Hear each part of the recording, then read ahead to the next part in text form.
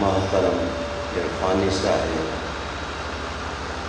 دامت برکاتہم القدسیہ زید سجادہ آستانہ عالیہ خندق شریف مرکزی میلاد کمیٹی کے روح رواں محترم میاں منیر احمد نورانی صاحب، ان کی جماعت کے قائدین زعماء، اسٹیج پر جلوہ فروز قائدین تنظیمات، سادات کرام، علماء کرام، مشائخ اعظام، میری گفتگو سننے والے دینی یقینی دوستوں، بھائیوں، بزرگوں، ربیع الاول شریف اور ربیع النور کی آمد پر یہ خوشیوں اور مسرتوں کا میلہ اللہ ہر ایک کو نصیب کرے، آمین۔ اللہ ہر ایک کو نصیب کرے۔ اس خوبصورت محفل کی مناسبت سے میں نے قرآن حکیم فرقان مجید کا ہی حوالہ سرنامہ کلام کے طور پر پیش کیا ہے۔ اس میں اللہ تعالیٰ کی طرف سے حکم ہے کہ اپنے رب کی نعمتوں کا خوب چرچا کرو۔ اللہ تعالیٰ نے قافلہ انسانیت کو بڑی نعمتوں سے نوازا ہے۔ ان نعمتوں کا ادراک کرانے کے لیے عرض کروں گا کہ قرآن حکیم فرقان مجید میں 114 صورتیں ہیں، لیکن ہر صورت الحمدللہ سے نہیں شروع ہوتی۔ قرآن حکیم کی صرف 5 صورتیں ہیں جو الحمدللہ سے شروع ہوتی ہیں۔ الحمدللہ کے یہ لاہوتی اور یاقوتی کلمات احساس پیدا کرتے ہیں کہ وہ 5 قسم کی نعمتیں کون سی ہیں جن کا انسان کو ادراک کرنا چاہیے، سمجھ آ جائے تو دل کی دھڑکن اور روح کی تڑپ خود حرف سپاس اور حرف شکر بن جاتی ہے۔ وہ 5 صورتیں یہ ہیں: سورہ فاتحہ جو الحمدللہ رب العالمین سے شروع ہوتی ہے۔ دوسری صورت ہے سورہ انعام جو الحمدللہ الذی خلق السماوات والارض سے شروع ہوتی ہے اور وجعل الظلمات والنور کی بات اس میں کی جاتی ہے کہ آسمانوں اور زمین میں اللہ نے اندھیرے بھی رکھے اور اللہ نے نور بھی رکھا اور روشنی بھی رکھی۔ ترتیب تھوڑی بدلنے لگا ہوں۔ تیسری صورت سورہ سبا ہے جس میں الحمدللہ کہنے کے بعد لہو ما فی السماوات والارض کہا گیا، اور پھر میں عرض کروں اس کے ساتھ متصل صورت ہے سورہ فاتحہ، وہ بھی الحمدللہ سے شروع ہوئی، اور 5ویں صورت ہے سورہ کاف جس میں کہا گیا الحمدللہ الذی انزل علی عبدہ الکتاب، شکر اس اللہ کے لیے جس نے اپنے عبد خاص اور عبد معظم کے دل پر کتاب نازل کی۔ توجہ چاہوں گا، سورہ فاتحہ کے اندر عالمین کی بات کی گئی، اور ان نعمتوں جن کی طرف اشارہ سورہ فاتحہ میں ہوا عالمین کے حوالے سے، اللہ تعالیٰ نے ان نعمتوں میں شنیدہ نعمت کون سی ہے؟ قرآن حکیم نے کہا وَمَا أَرْسَلْنَاكَ إِلَّا رَحْمَةً لِلْعَالَمِينَ، کہ جہاں جہاں جہاں جہاں عالم ہے، ما سوى اللہ، اللہ کے سوا جو کچھ ہے وہ اپنے بقائے وجود کے لیے جس نعمت عظمیٰ کا محتاج ہے وہ نعمت کبریٰ محمد رسول اللہ صلی اللہ علیہ وسلم کی ذات ہے۔ عالی وقات سامعین، میں یہاں ہی عرض کر دوں کہ حضور کے اوصاف بیان کرنا، اس کے لیے لفظ نعت آیا ہے۔ حضور کی سیرت بیان کرنا، قرآن مجید نے خود سیرت کا لفظ استعمال کیا ہے۔ معاف کیجئے، حضور کے کردار کے لیے اسوہ کا لفظ استعمال ہوا ہے۔ اسوہ ہو یا سیرت ہو یا وصف ہو یا نعت ہو، اس کا مصدر کیا ہے؟ مصدر اولین۔ اگر بات سمجھ آ جائے تو میں نہیں کہوں گا کہ ہاتھ اٹھائیں، یہ بھی شوق کی ایک ادا ہے، یہ بھی شوق اور وارفتگی کی ایک ادا ہے، یہ بھی ذوق اور عشق یہاں کی ایک علامت ہے، یہ بھی چاہیے۔ لیکن میں کہوں گا کہ بات سمجھ آ جائے تو ہاتھ نہ اٹھائیں، گردن جھکا کہ اللہ نے ہمیں کیسا محبوب عطا فرمایا۔ اللہ تعالیٰ نے امت مصطفیہ کو کیسی نعمتوں سے نوازا ہے۔ میں یہ بھی عرض کروں کہ عرفانی صاحب خوبصورت آدمی ہیں، ادیب ہیں، خطیب ہیں۔ ان کے جد امجد نے عربی زبان میں جس وقت شاہ ولی اللہ علیہ الرحمٰن نے کتاب لکھی تھی حجت اللہ البالغہ، تو ان کے جد امجد نے حکمت اللہ البالغہ لکھی تھی۔ آج اس کتاب کے اندر جو علم کا بیان ہے وہ تو میں پڑھ کر حیران رہا کہ پنجاب بھی کتنی خوبصورت زمین ہے، اس میں اللہ نے کیسے کیسے نگینے پیدا کیے۔ لیکن میں جو بات کہنے لگا ہوں توجہ چاہوں گا کہ ان کا رائٹر یہ بات کریں، یہ خوبصورت ہو، یہ ادیب ہو، یہ خطیب ہو، یہ بہادر ہو، یہ سورما ہو، تو ان پر جو کوئی لکھے گا یا ان کا مرید ہوگا یا کوئی دوست ہوگا یا ان کا زمانے کا شخص ہوگا، میری کوئی بات لکھے تو میرا کوئی ہم اثر ہوگا، میرا شاگرد ہوگا، میرا کوئی مرید ہوگا یا میرا کوئی دوست ہوگا۔ لیکن میرے آقا کی عظمت کا کیا کہنا کہ ان کی نعتیں اللہ نے قرآن میں بیان کی، ان کے اوصاف حمیدہ اللہ رب العالمین نے صحیفہ نور میں بیان کیے۔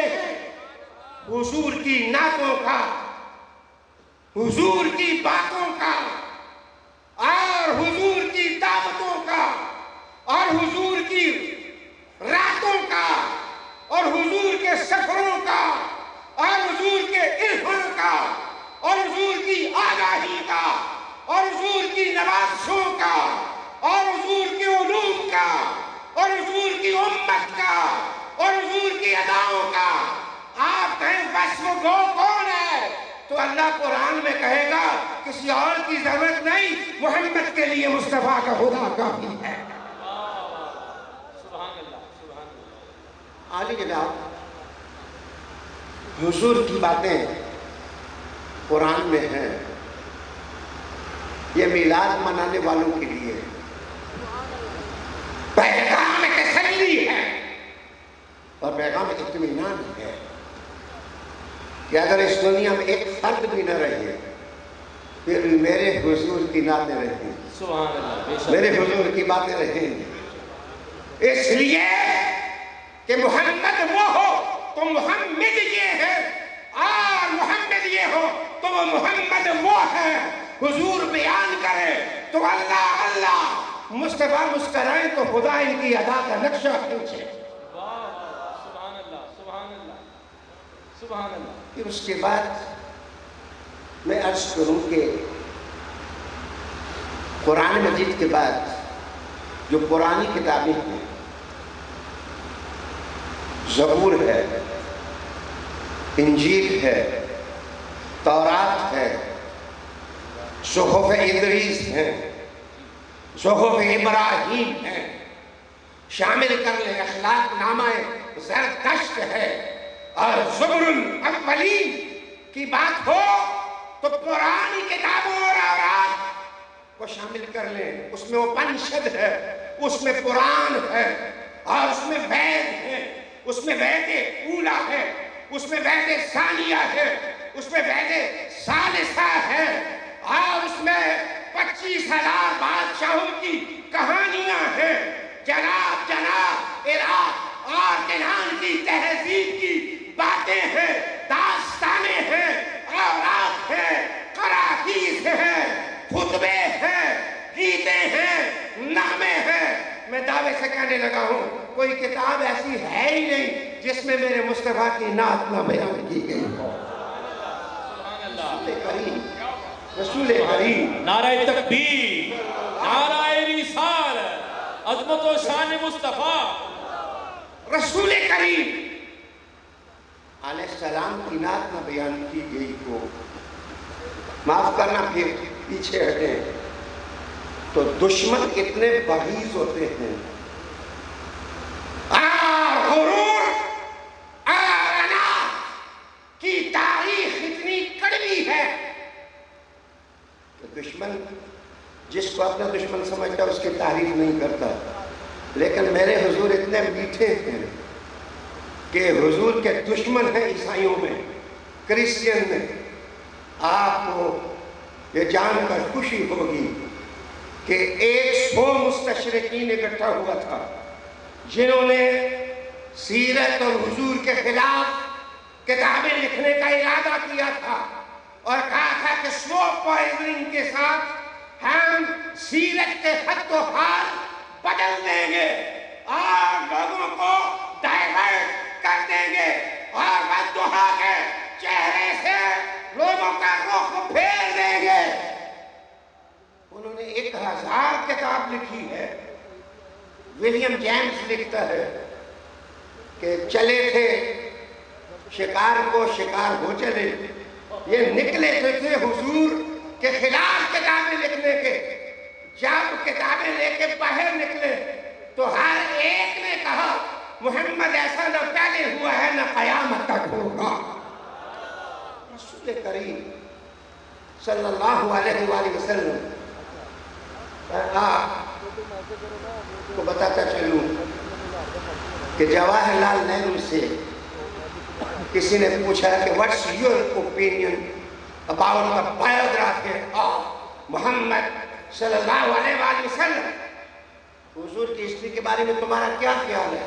وہ ڈسکوری آف انڈیا کے اندر لکھتا ہے کہ آسمان کے چاند میں اتنی روشنی نہیں جتنی روشنی مدینہ کے چاند محمد عربی میں۔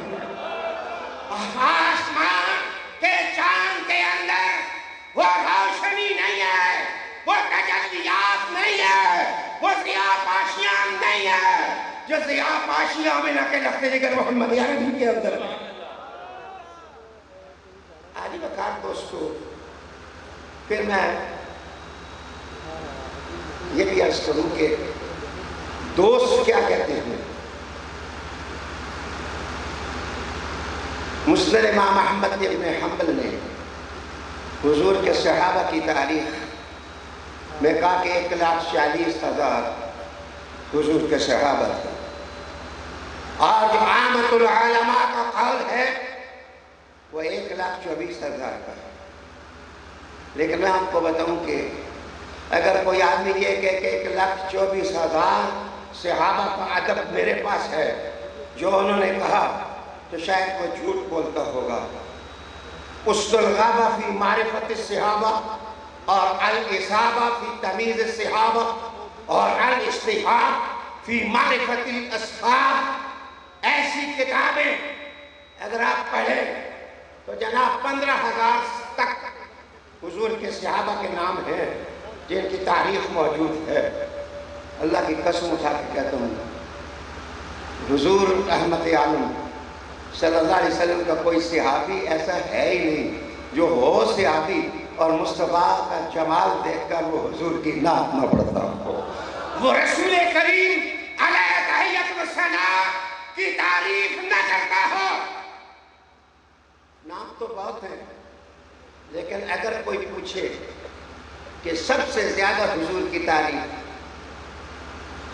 کن لوگوں نے کی ہے، جزوی اقوال بہت ملتے ہیں، لیکن سب سے زیادہ جو حضور کے حسن کا نقشہ اور جمال کا نقشہ کھینچا ہے وہ 4 لوگوں نے کھینچا ہے۔ وہ 4 لوگ کون ہیں؟ پہلا نام بتاؤں، علی المرتضی سبحان اللہ، کرم اللہ وجہہ الکریم، سبحان اللہ، کہ عن علی ابن ابی طالب اذا کان وصف النبی صلی اللہ علیہ وآلہ وسلم، حضرت علی جس وقت حضور کی تعریف کرتے تھے، جس وقت وصف بیان کرتے تھے، تو میں اگر کہوں کہ بارش جیسے موسلادھار برستی ہے، جناب بارش میں وہ تاب و طاقت نہیں ہے کہ جمال رسول کا نقشہ کھینچے۔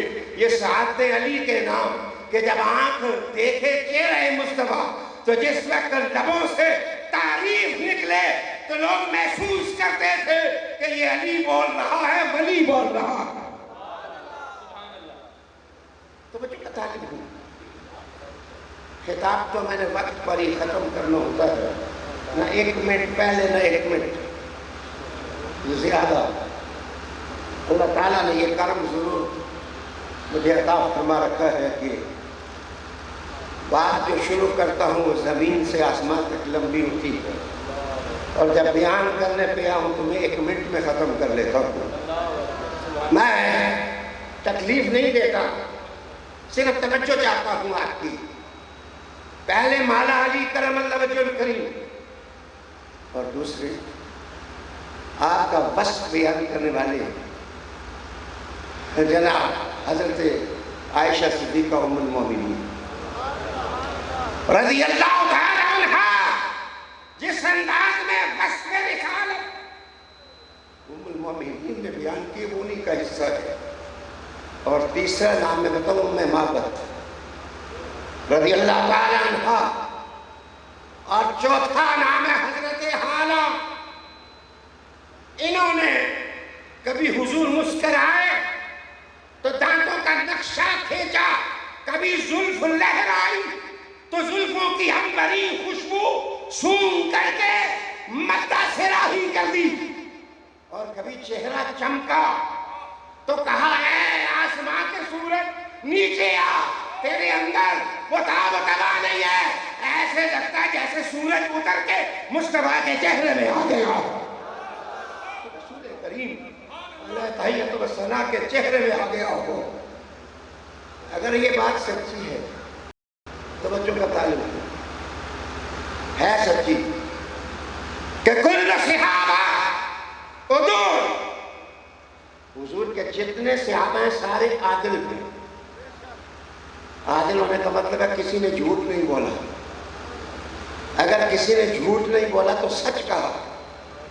تو اب مجھے خود بتاؤ کہ یہ گیت کی طرح کا مبالغہ نہیں ہے کہ ایک سے پوچھا کہ تم نے حضور کو کیسے پایا، وہ کہنے لگے چاندنی رات میں دیکھا، سرخ جوڑا پہنے تھے یا چادر کیے تھے، چاند کی چاندنی چھن چھن کر کے وجود مصطفیٰ پر پڑتی تھی۔ میں کبھی چاند کو دیکھتا، کبھی حضور کے چہرے کو دیکھتا، فَلَهُوَ عِنْدِي أَحْسَنُ مِنَ الْقَمَرِ، مجھے قسم اللہ کی مصطفیٰ کا چہرہ چودھویں کے چاند سے زیادہ ہے۔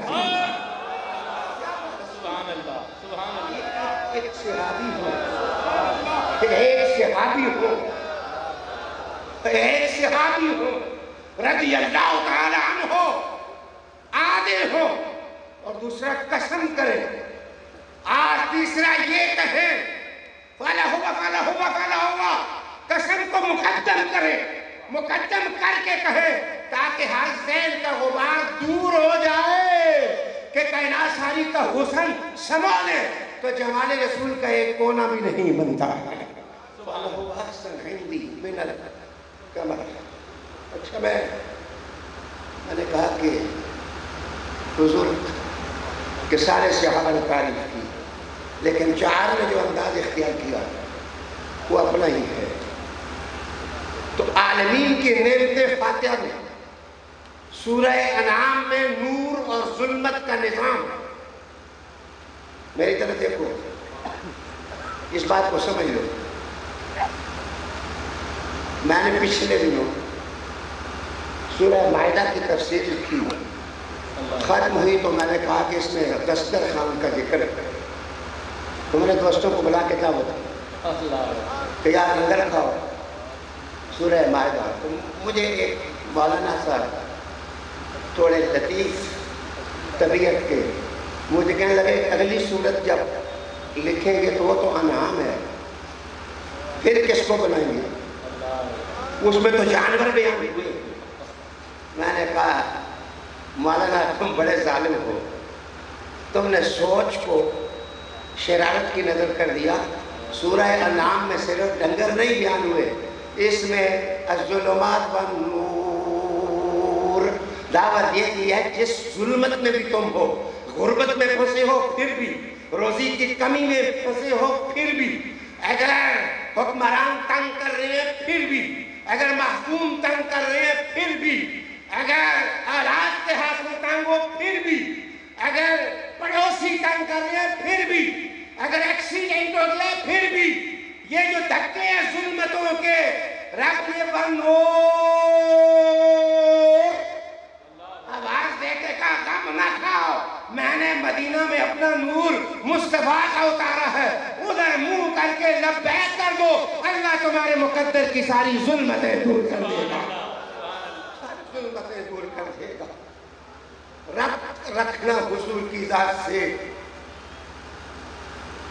یہ بہت بڑی عطا ہے۔ اگر اچھا مرشد مل جائے پیر تو اللہ کا شکر ادا کرو کہ اللہ نے اچھا پیر دے دیا ہے۔ اگر اچھا دوست مل جائے اللہ کا شکر ادا کرو کہ اللہ نے اچھا دوست دے دیا ہے۔ اگر اچھی محفل مل جائے تو اللہ کا شکر ادا کرو، اللہ نے کتنی سونی محفل عطا کی ہے کہ میں بیٹھ کے حضور کے محمد آصاف نعت جمال اور ان کا علم و عرفان اور ان کی نظر کے انقلابات، میں ان کی یاد تازہ کر رہا ہوں۔ یہ مقدر سے ہے، ہر آدمی نہیں ہے۔ فیصل آباد کی اگر آپ مردم شماری کریں تو اتنے ہی نہیں ہے جتنے تم ہو، لیکن یہ مقدر تمہارا ہے۔ اٹھایا، گھر سے بلایا، منیر احمد صاحب نورانی سے دعوت دلائی، کمریم باغ میں تشریف فرما ہوئے، یہاں بیٹھے، باوضو آئے، نعتیں گنگنائیں، آپ نے سماحت کی، واز ہوا، آپ نے دل میں اتارا، دل کی دھڑکنوں میں عشق رسالت اترا۔ یہ سب کچھ تم نے نہیں کیا، دراصل مدینے والے نے ہی سب کچھ کیا ہے۔ رسول کریم علیہ السلام میں ایک زمانے میں آپ سنیہ فی رد علی الوہابیہ کا ترجمہ کر رہا تھا، تو میرے پاس ایک آدمی کافی دیر آ کے بیٹھا رہا، کوئی آدھا پونا گھنٹہ، تو میں مصروف رہا لکھنے میں، تو میں نے نظر اٹھائی تو ایک 70-80 سال کے بابت میں مجھے شرمندگی ہوئی کہ اتنی بڑی عمر کا بندہ بیٹھا ہے میرے پاس، میں توجہ نہ دے سکا۔ تو میں نے کہا معاف کرنا، میں کتاب میں مشغول تھا اور میں آپ کی طرف توجہ نہ دے سکا۔ تو کہنے لگے کیا لکھ رہے ہیں؟ میں نے کہا حضور کے عشق میں ایک کتاب کا ترجمہ کر رہا ہوں۔ وہ کہنے لگے کہ میں نے کہا دعا کرو بابا جی قبول ہو جائے۔ انہوں نے کہا سونے ہو شاہ جی میں ٹھیکیدار ہوں، جڑا مزدور صحیح مزدوری نہ کرے اسی وہ نام کٹ دینے ہیں، ہم اسے نکال دیتے ہیں۔ یہ جو بار بار تم کو بٹھاتا ہے مانا یہ مزدوری قبول ہو گئی ہے۔ عالی وقار منیر احمد نورانی صاحب آپ اور آپ کی میزبانی میں یہ آنے والے، لگتا ہے کہ مدینے والے کو تمہارا آنا قبول ہو گیا۔ قبول ہو گیا۔ میں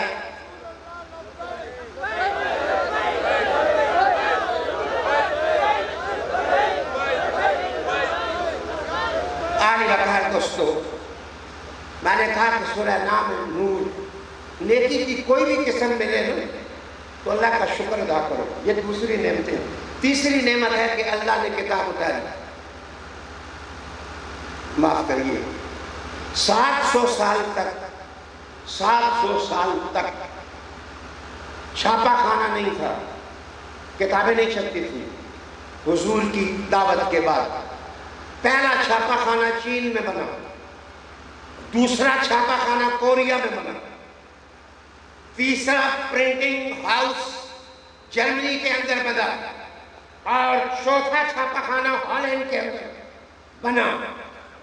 اور کاغذ نہیں بنتا تھا، کاغذ چین کے اندر سب سے پہلے بنایا گیا۔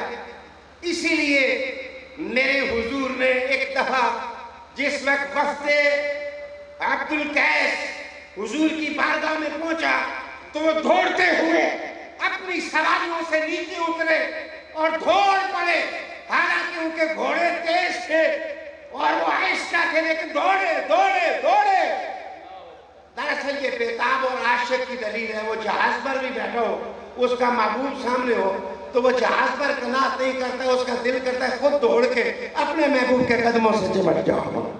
میرے دوست اس وقت وہ لپٹے جا کے حضور کے قدموں سے بوسے دیے حضور کے قدموں کو۔ تو حضور نبی کریم صلی اللہ علیہ وسلم عالم بسالت اور ساتھ پوچھا، وہ جو بیبا کی بندرگاہ پر ایک چینی بابا ہوتا تھا، بڑی عمر تھی، اس کی چھوٹی چھوٹی آنکھیں تھیں، اس کا کیا حال ہے؟ اس کا کیا حال ہے؟ اس کا کیا حال ہے؟ رحمت عالم ایک بار بیبا کی بندرگاہ پہ جائے تو غیر مسلم کو دیکھے تو یاد کرے حضور جو نبی ایک دفعہ کوئی ملے وہ مسلمان نہ بھی ہو تو اس کو بھی یاد کرتا ہو۔ فیصل آباد سے جو بار بار لبیک یا رسول اللہ کہتے ہو، کیا وہ نبی آپ کی بات نہیں سنے گا؟ آج بارے نیارے ہو گئے، قسمت بن گئی، دل دھل گیا، نفس اجالا گیا، طبیعتیں صاف ہو گئی۔ اب میرے وقت کے نقیب نے طبل بجا دیا اور کہا بس مختصر کرو، تو میں وہ منظر بتاؤں۔ ایک شخص ببول کے درخت کے نیچے بیٹھا تھا، کیکر کے درخت، اور بیٹھا کے درتا شبیسیہ کے راستے میں جہاں حدیبیہ کا عہد ہوا تھا وہاں بیٹھا تھا۔ مارجو سا چادر لپیٹی ہوئی تھی لیکن لباس دریدہ تھا، سر کا امامہ بھی دریدہ تھا۔ اسے محافل اور بیٹھنے کی نزاکتیں معلوم نہیں تھیں۔ جناب وہ بیٹھا تھا، کسی شخص نے کہا کہ گرمی تیز ہے اور سورج سوا نیزے پر ہے اور تم پسینے سے بوند بوند پسینے کے ساتھ تم بھیگ چکے ہو اور تم جو ہے وہ آؤ میں آپ کو جا رہا ہوں، میرا قافلہ شام کے مرغزاروں کی طرف جا رہا ہے، میں تمہیں وہاں لے جاؤں گا، وہاں ٹھنڈی ہوائیں ہیں، یک بستہ ماحول ہے، برف کی سیلوں سے جس وقت باد نسیم ٹکرا کر کے پھلکی بانٹتی ہے تو ہائے کتنا مزے کا ماحول ہوتا ہے۔ لیکن اس بدو نے ایک بڑا اشعار پر مشتمل ایک نعتیہ قصیدہ لکھا، لکھنے کے بعد اس کو مخاطب کر کے کہا تمہیں مبارک ہو وہاں کے مرغزا میں ان پہاڑی سلوں کو چھوڑ نہیں سکتا جس سے باد نسیم ٹکراتی ہے تو مجھے مصطفیٰ کے زلفوں کی خوشبو آتی ہے، مجھے رسالت مآب علیہ داعیت و ثنا کی زلفوں کی خوشبو آتی ہے۔ اے یا رسول اللہ کہنے والوں، ہمارا اور تمہارا سرمایہ ہی حضور کی محبت ہے، پیار ہے، پیار ہے۔ میں آپ سے پوچھتا ہوں، ایک بار میں آسلو گیا ناروے، تو وہاں کی John Kerry vice chancellor university کی، وہ مجھے انگریزی میں کہنے لگی کہ آپ کے ساتھ میں نے چند معاملات پر ڈیبیٹ کرنا ہے۔ میں نے کہا میں تو اپنی سب کا سب سے چھوٹا آدمی ہوں، آپ نے کیا ڈیبیٹ، ملاقات کر لیں۔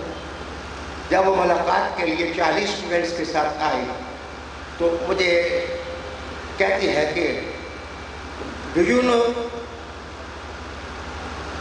ابن عربی، کیا تم جانتے ہو ابن عربی کون تھا؟ میں نے کہا جانتا ہوں، ابن عربی وہ شہر اور ملک اور اسپین جہاں 700 سال مسلمانوں نے حکومت کی، اور وہاں کے کتب خانے کے اندر جناب 80 لاکھ سے زیادہ کتابیں تھیں، مسلمانوں کا علمی ورثہ تھا۔ میری طرف دھیان دیکھو، ہمارے دشمنوں نے اسپین اجاڑا، 80 لاکھ کتابوں کو آگ لگائی، بغداد اجاڑا، اور جناب 1 کروڑ کے قریب کتابوں کو آگ لگائی، اور علماء کو شہید کر کے ان کی کھوپڑیوں کے ساتھ مینار تعمیر کیے گئے، اور دجلہ اور فرات کا رنگ خون آلود کر دیا۔ جناب ظالم دشمن کل بھی کیا، آج بھی کیا۔ آج برطانیہ کے اندر ایک ایسی لائبریری ہے اوپر نیچے جس کو پھیلا دو زمین پر تو 100 میل بنتی ہے، اس میں 30 لاکھ کے قریب کتابیں وہ ہیں جو ہمارے آباء و اجداد نے جناب وہاں چھوڑی، اسپین کے اندر وہاں سے اٹھا کے کچھ امریکہ لے گئے اور کچھ یہاں لے برطانیہ لے آئے۔ معاف کریے، میں کہنا یہ چاہتا تھا کہ جس زمانے میں کوئی کتاب پریس چھاپتی نہیں تھی، ان علماء اور ان علم والوں نے اپنے ہاتھ سے کلمی نسخے لکھے، حضور کی نعتیں لکھیں، اور لکھنے کے بعد لوگوں تک پہنچائی۔ تمہارے بادشاہ قرآن ہاتھ کے ساتھ لکھ کر کے لوگوں تک پہنچاتے رہے۔ آج 10 کروڑ مسلمان آج تک ہمارا دشمن شہید کر چکا ہے، لیکن میں تمہیں قسم دیتا ہوں کہ ان کے مسلمانوں کو شہید کرنے سے حضور کے میلاد کا رنگ مدھم ہوا ہے۔ مجھے تو ایسے لگتا ہے اس محفل میں آ کے ایسے لگا جیسے محمد مصطفیٰ ابھی یہاں سے گزر گئے، ابھی رحمت للعالمین کا یہاں سے گزر گئے ہیں۔ مسلمانوں تمہارے ولولہ تعالیٰ کے ساتھ اس زمین کا رنگ ہے، تم اس زمین کا رنگ روغن ہو، اور حضور کا ذکر اتنا کرو۔ آج ہمارا دشمن ہمارے بچے کو فرصت نہیں دے رہا۔ صبح بچہ پڑھنے کے لیے جاتا ہے، اتنا بڑا بیگ وہ اسکول لے کے جاتا ہے، واپس وہ اکیڈمی میں چلا جاتا ہے۔ وہ شام کو جب آتا تھکا ماندہ ہوتا ہے، اس کو یا رسول اللہ کہنے کی فرصت ہی نہیں ہوتی۔ تم میلاد میں آنے والے ہو، تمہیں واسطہ حضور کی زلفوں کا۔ جس وقت گھر میں جاؤ تو اپنے بچوں کو بٹھاؤ، اپنی بیوی کو بٹھاؤ، اپنے گھر والوں کو بٹھاؤ۔ بٹھانے کے بعد کہا کہ اگر کوئی بھی نہ میلاد کرے تو اس غریب کی کٹیا کے اندر محمد کا میلاد ہوگا۔ صلی اللہ علیہ نبی الکریم۔ اللہ کی نعمتوں کی دھوم مچا دو، دھوم مچا دو، دھوم مچا دو، اور ثابت کرو کہ ہم غلام ہیں، رسول کریم علیہ السلام کے نوکر ہیں۔ اور سورہ کہف روحانیت کا نظام، آج اس میں خضر علیہ السلام کا واقعہ ہے، موسیٰ کا واقعہ ہے۔ تو سورہ کہف الحمدللہ کہتی تھی کہ روحانی نظام تمہارا ہے۔ سنیو، ہاتھ کھڑا کرو جو سن رہے ہو۔ تمہارے اس روحانی نظام کو، تمہاری خانقاہ کو، تمہارے محراب کو درم برم کرنے کے لیے اغیار کوشش کر رہے ہیں۔ باقی سارے تو دہشت گرد ہو گئے ہیں، ان بریلویوں کو بھی بدنام کرو، ان کو بھی خراب کرو۔ میرے دوستو، یہ جو جتنی خوبصورت محفل تم نے رچائی بچائی ہے، اے اللہ، لنڈی کوتل سے لے کر راج کماری تک نہیں، میں کہوں گا ٹیبل سے لے کر کے اسپین کے مرغزاروں تک اور وہاں سے لے کر واشنگٹن تک، اے میرے اللہ، زمین کے چپا چپا پر میرے مصطفیٰ کے میلاد منانے والے پیدا کر دے، پیدا کر دے۔ میرے دوست، روحانی زندگی کی تلاش اپنا مطمع نظر بنائیں۔ عزتوں کی تلاش میں آج ہم خراب ہوئے ہیں۔ سورہ فاتر میں ہے، من کان یرید العزہ فللہ العزہ۔ تم عزتوں کے پجاری بن گئے ہو، عزتیں وہاں سے نہیں ملیں گی، عزتیں تو والضحیٰ کے چہرے کے صدقے ملیں گی۔ تم اپنی وابستگیاں ٹھیک کرو، تم اپنے روح میں حرارت پیدا کرو، اللہ سب کچھ عطا کر دے گا۔ سورہ فاتر سے جو پہلی سورت ہے اس میں سلیمان علیہ السلام کا واقعہ ہے، اس میں بادشاہی ہے، اور کتنے مزے کی بات ہے جب داؤد نبی کے سینے پر اترنے والی زبور میں میرے مصطفیٰ کے مدیح تھی، جس وقت وہ بھی گنگناتے تھے، کتنا مزہ آتا ہوگا ان کو۔